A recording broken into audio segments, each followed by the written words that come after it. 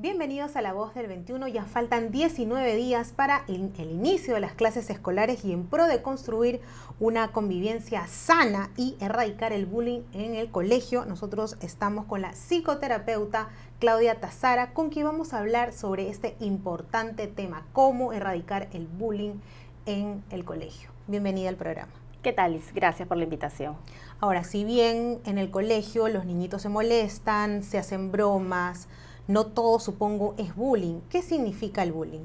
Claro, y esa es una buena pregunta porque muchas veces confundimos algunos conflictos que pueden suceder en el colegio. El bullying tiene tres características importantes. La primera es que tiene una intencionalidad, es decir, la persona que realiza tiene una intención, ya sea de agredir física, verbal, psicológicamente a una persona.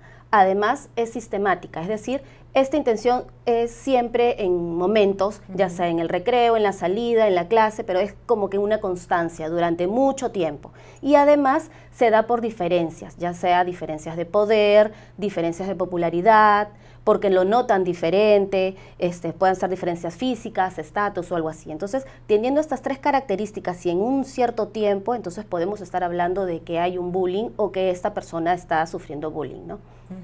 Ahora, si bien la tecnología nos acerca, nos ayuda a comunicarnos mucho mejor, ¿no es cierto? También es utilizado para hacer el bullying y se llama cyberbullying, ¿no es cierto? Exacto. Explícanos un poco acerca de este tema. Claro, el cyberbullying es algo que usualmente sucede en las redes sociales. Puede pasar que los chicos hagan bullying a través de las redes sociales como el Instagram, Facebook, WhatsApp o grupos. Es decir, toman fotos y se burlan de ellos o hacen, no sé, a veces toman dos fotos y dices vota por la más bonita, vota por la más fea, o hay insultos, o incluso hacen grupos cerrados en los cuales se burlan de ciertas personas. Entonces hay un hostigamiento cada vez más. Lo peligroso del cyberbullying es que a veces se crean cuentas falsas. Entonces es muy difícil y muy complicado saber quién persona o qué persona está detrás de ella. Y lo importante es que si esto tiene público, lógicamente pues va a seguir, ¿no? Entonces es importante como padres estar alertas en las imágenes que colgamos de nuestros hijos o qué cosa o qué información nuestros hijos tienen en las redes también, ¿no? Y tú como profesional de la salud mental, ¿crees que es bueno que los niños lleven el celular al colegio? A ver, es importante darnos cuenta que hay políticas en los colegios en las cuales no te permiten el uso de celular. Entonces, si es que tú vas a llevar un celular para tenerlo apagado todo el día, entonces no tendría sentido. A no ser que tengas una norma, porque pasa que hay casos que son padres separados y que a la salida esperan la llamada del papá, la mamá para hacer gestiones. Pero si es que tú sabes que tu hijo o tu hija le cuesta seguir estas normas o siempre busca la manera de salirse de eso, entonces buscar otras maneras de ayudarlo a que haya una comunicación con el padre o la madre, o decirle al profesor o a la profesora que guarde el celular y que se lo den. O sea, en realidad esto depende mucho del colegio en el que esté y de los acuerdos que tengas como familia. Ahora, en este problema hay varios actores, ¿no es cierto?, que están involucrados. Exacto. Y es la víctima, el agresor, los compañeros y también los profesores, ¿no es cierto? Entonces vamos ahora a dividir por cucharadas, lo vamos a hacer por partes para poder entender este tema y ayudar a la gente que nos está viendo, a la gente que también es agresora, a la víctima, a los padres, a los profesores. Y vamos a centrarnos en la víctima. ¿Cuáles son las características psicológicas de la persona que es sometida a bullying? A ver, las personas que suelen, o las víctimas en este caso, pueden tener varios problemas después, ¿no? Varias consecuencias. Número uno, una baja autoestima, bajo autoconcepto, pueden sufrir de ansiedades, incluso hasta depresiones. Hay casos extremos que han llegado al suicidio. Son personas que les cuesta comunicarse o les cuesta decir. Y en realidad a ningún hijo pues le va a gustar decir a su familia soy el lorna o soy el tonto del salón. O sea, tienden a pensar eso. Entonces son personas que guardan mucho esto o son muy calladitos o muy calletas y les cuesta decir las cosas. Por eso es importante como padres estar 100% atentos a los cambios que puedan dar nuestros hijos. Es verdad que a veces hay características en los niños, algunos son más introvertidos, extrovertidos, pero no necesariamente el bullying lo sufren las personas introvertidas.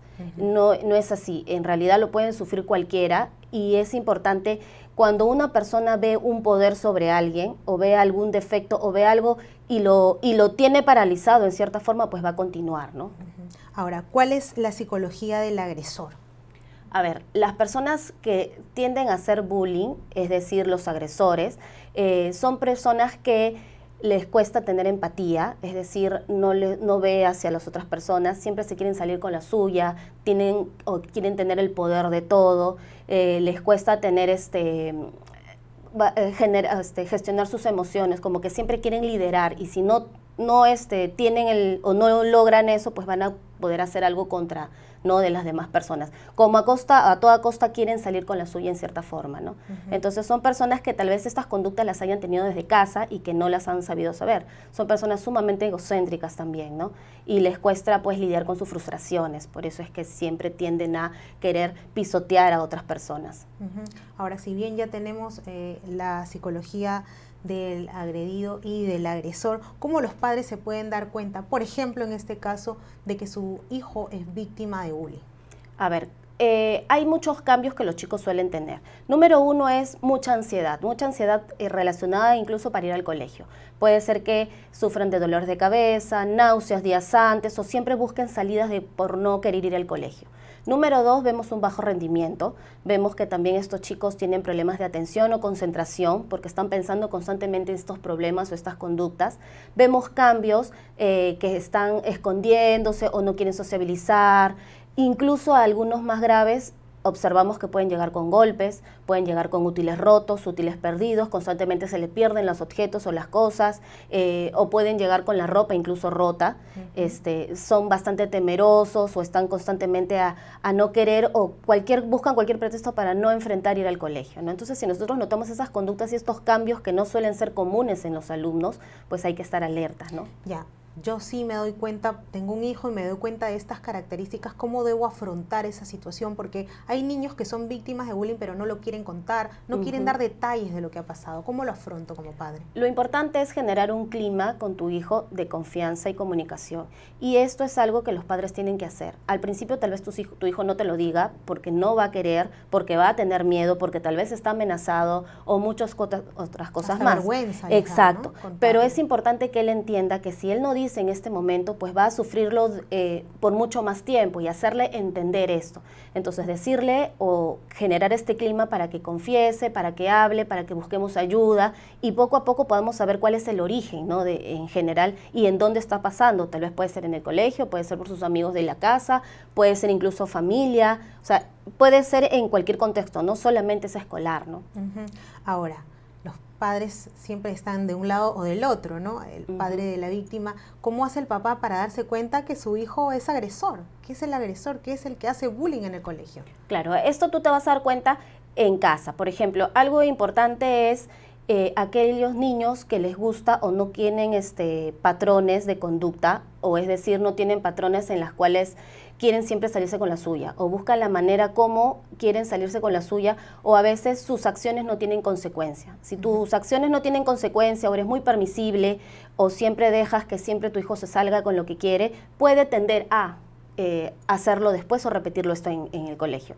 También son familias en las cuales son muy punitivas, muy agresivas, y los hijos aprenden esa forma o ese estilo de comunicación, y por lo tanto también lo hacen en el colegio. Entonces, siempre están castigando a su hijo. Siempre están castigando, siempre están agrediendo, siempre están buscando la manera o haciendo las cosas de como ellos quieran, y no se preocupan por el bienestar de su hijo, o no se preocupan por aprender a gestionar las emociones de su hijo. No son padres punitivos en realidad, o son padres muy agresivos, o tienen una crianza, digamos, de ese estilo. Entonces, esa crianza hace que a veces los niños aprendan estos estilos y lo hagan en el colegio, o lo hagan en cualquier circunstancia porque así lo han aprendido, ¿no? O son familias en las cuales nunca ponen no hay consecuencias en las acciones, ¿no? Ya, sí, deja, ya pronto será, pronto pasará. Los papás no son agresivos, pero lo contrario, son muy pues claro, suaves, son muy suaves, no hay consecuencias en las conductas que tengan. Entonces, si tú formas a tus hijos teniendo ese tipo de estilo, siempre va a pensar que para lo que haga, pues no va a tener ninguna consecuencia. Entonces, si molesto a mi amigo, no va a pasar nada. Si me río, no va a pasar nada. Entonces, va creciendo con esta constancia. Por eso es importante tener en cuenta que todo acto o toda conducta que uno haga tiene consecuencias, y eso se enseña desde casa, ¿no? Y en este caso, ¿qué hace el papá? Porque supongo que no va a ser bueno castigarlo, porque siempre lo castigan. ¿Cómo debe afrontar un padre tener un hijo agresor? A ver, es importante primero que los padres entiendan que cuando el hijo tiene estas conductas no es que sea un niño malo, o no es que sea un niño agresivo, o no es que esté mal. La conducta que está haciendo está mal, no es el niño en sí. Y es algo que uno tiene que separar, porque a veces los padres lo toman muy personal y piensan que su hijo es malo y cosas así, y lo que se necesita es ayudar a esta persona. Entonces, enseñarle estrategias de relacionarse, porque es probable que este niño no tenga estas habilidades, porque tiene o ha desarrollado habilidades distorsionadas de relacionarse con las otras personas, ¿no? Entonces, de una vez que se detecta, enseñarle al niño la manera como debería de ser, enseñarle a través de diferentes formas que sea un poco más empático con las demás personas, ¿no? Entonces, esto es un trabajo a largo plazo en realidad, y se trabaja también con el estilo de crianza que tienen en el hogar y con las características del niño, ¿no? ¿Necesita terapia ese tipo de niño? Es probable que sí, si es que es algo que ha venido a largo plazo y no lo ha cambiado, pues sí es importante que asista a una terapia, ¿no? Para que puedan ayudar a la familia, tanto a la familia y al niño, para que la familia sea la contención y ayude a que este niño pueda cambiar estas conductas también. Ahora, ¿qué pasa con los chicos que son los espectadores de las agresiones? Y esta es la parte importantísima. En todo bullying siempre hay una víctima, un agresor y los espectadores. Es importante en los colegios potenciar a los espectadores, porque si no hay espectadores, la verdad no hay bullying. Porque tú puedes agredir una sola vez, pero si nadie se ríe, nadie se burla y nadie lo sigue, pues en verdad la persona se da cuenta que no es y no la va a repetir. Pero si yo hice algo y causé admiración, asombro, lo voy a seguir haciendo y repitiendo. Entonces el poder de los espectadores es bastante fuerte. Los espectadores tienen que ser capaces de, número uno, poder identificar que esa conducta no es buena o que estoy dañando o no es burla, y poder ser capaces también de o parar o simplemente no participar.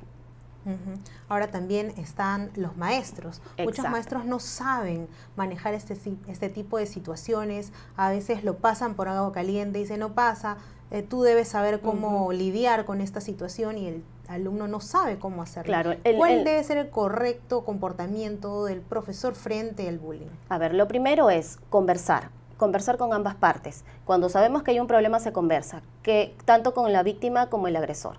Y además se conversa con los espectadores, porque ahí vamos a tener información importantísima. Luego, insertar en las clases o en algún momento diferentes estrategias para potenciar también a los espectadores, porque ellos van a ser clave en realidad para que nos diga cuando está surgiendo un problema o no, y además en cualquier momento puede ser que la víctima todavía no se sienta capaz de decirlo, pero alguno de los espectadores pueda ya decir al profesor o al tutor en ese momento y se pueda seguir tomando cartas en el asunto.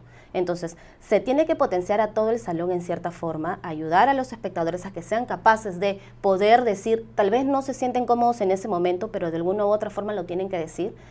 Por otro lado, a la víctima ayudarlo a darle diferentes estrategias de decir sí, no y de hablar, y que también entienda que si no habla, esto va a seguir pasando, no solamente ahorita, sino va a seguir, puede ser algo continuo hasta que estés grande. Entonces, cuando toman conciencia de eso, se le puede dar o brindar ayuda específica. Y por otro lado, ayudar al agresor, ¿no?